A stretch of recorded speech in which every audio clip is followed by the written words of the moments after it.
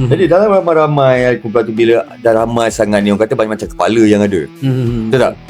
Bila dengan kegawatan ekonomi, lepas tu cuba buat reunion, menubuhkan kembali dengan yang baru, ada tak timbul masalah salah faham antara ahli-ahli kumpulan dan member-member lain tu?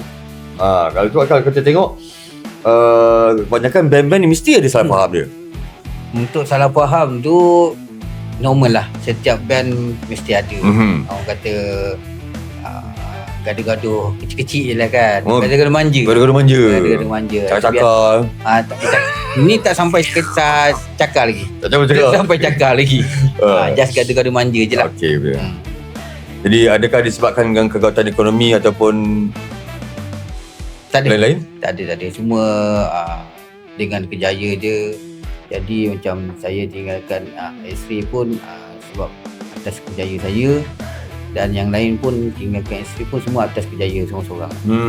Okey. Tapi X-Ray masih ada lagi. Masih ada lagi Cuma apa dia lain lah. Lain-lain.